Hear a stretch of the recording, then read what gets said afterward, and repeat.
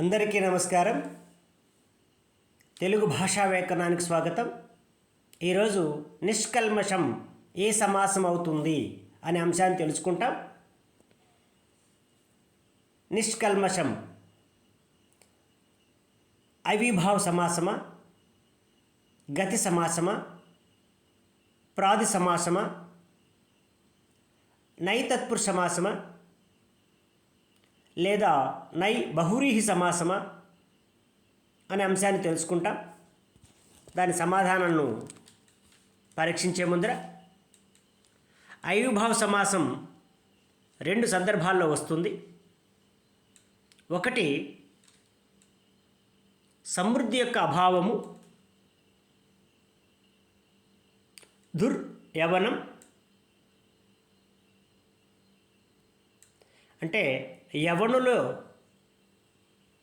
వృద్ధి యొక్క అభావము అంటే లేకపోవడము, ప్లస్ శకం అంటే శకుల వృద్ధి యొక్క అభావము లేకపోవడం. ఇక రెండు కేవలం అభావం అంటే లేకపోవడం, ప్లస్ మక్షికం నిర్మక్షికం ఈగలు లేకపోవడం.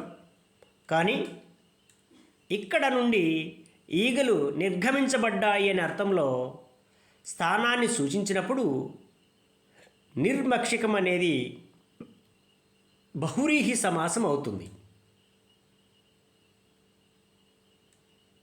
ఇక మూడవది నై తత్పురుష సమాసంలో నై అనగా ఆ లేదా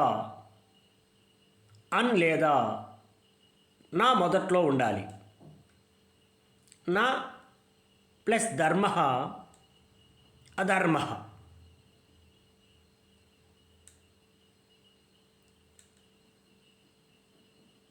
నా ప్లస్ ఆర్య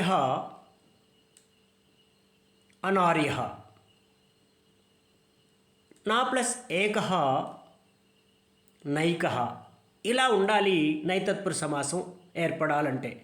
లేనిది లేనివాడు అనే అర్థంలో మొదట్లో నై అనగా ఆ లేదా అన్ లేదా నా అన్నప్పుడు నై బహువ్రీహి సమాసం వస్తుంది. ఉదాహరణకు అనాథ, నాథుడు లేనివాడు. కనుక ఆ లేదా ఆన్ మొదట్లో లేకుంటే నైతత్పురుష సమాసము కానీ నన్ బహువ్రీహి సమాసం కానీ కాదు. చివరిలో కృత్య లేదా భూయ మొదలైన పదాలు ఉన్నప్పుడే గతి సమాసం అవుతుంది. ఉదాహరణకు తిరస్కృత్య, తిరోభూయ మొదలైన పదాలకు మాత్రమే గతి సమాసం వస్తుంది. అంటే ధాతువునకు కృదంత రూపం ఉండి దానికి పూర్వం ప్రాదులు ఉన్నప్పుడు మాత్రమే గతి సమాసం వస్తుంది, లేకుంటే రాదు. మరి ప్రాది సమాసం విషయం ఏమిటి అని ప్రశ్నిస్తే ఇక్కడ కొన్ని విషయాలు గుర్తుకు పెట్టుకోవాలి. ప్రాదులు అప, అను, అన్, అధి, అపి, అతి, సు, అభి, ప్రతి, పరి, ఉప అనే ప్రాదులు పూర్వకంగా ఉన్నప్పుడు కర్మ ప్రవచనీయ సంజ్ఞ వస్తున్నందున ప్రాది సమాసం రాదు. ఇక రెండవది తా ప్రత్యయ అర్థాన్ని బోధించేటప్పుడు ఆన్, సు, అతి, ధుర్ అనే ప్రాదులు పూర్వకంగా ఉన్నప్పుడు ప్రాది సమాసం అపవాద వార్తికం వల్ల సిద్ధిస్తుంది. ఉదాహరణకు సుపురుష, అతిపురుష, దుష్పురుష, ఓష్ణ, ఆ ప్లస్ ఉష్ణ ఓష్ణ. పూర్వం పాపి అనే అర్థంలో కు అనే ప్రాది పూర్వకంగా ఉన్నప్పుడు తా ప్రత్యయం అర్థంలో ప్రాది సమాసం వస్తుంది. కుబ్రాహ్మణ, కు బ్రాహ్మణ. ఇక గత అనే అర్థంలో ప్రాదులు పూర్వకంగా ఉన్నప్పుడు ప్రాది సమాసం వస్తుంది.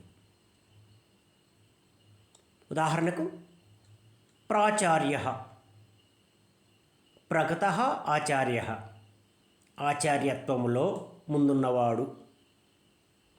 ఇట్లే ప్రకృష్ట,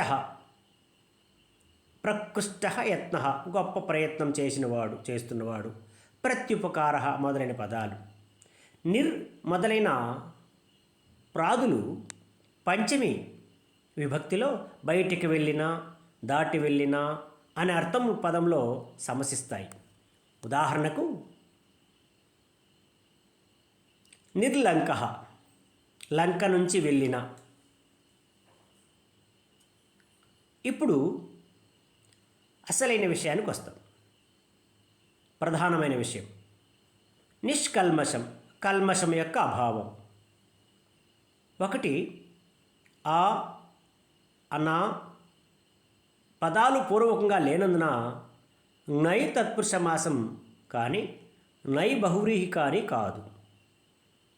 ఇక రెండవది కృత్యా చివరిలో లేనందున గతి సమాసము కాదు. ఇక మూడవది నుండి అనే పంచమి అర్థం లేనందున ప్రాది సమాసము కాదు. ఇక నాలుగవది అభావం అనే అర్థం ఉండి నపుంసక ఏకవచనంలో సమాస పదం ఉన్నందున ఇది అవ్యయీభావ సమాసం. అభావం అనే అర్థం ఉండి నపుంసక ఏకవచనంలో సమాసం ఉన్నందున ఇది అవ్యయీభావ సమాసము. అంటే నిష్కల్మషము అనేటువంటిది అవ్యయీభావ సమాసము. దాని విగ్రహవాక్యం కల్మషం లేనిది. శ్రీ మద్గురువర్యులు శ్రీమాన్ చీట్తోటి విజయకుమార్ గారు ఇచ్చినటువంటి వివరణ అందరి కోసం యథాతథంగా ఉంచాను. వారికి మా ధన్యవాదములు.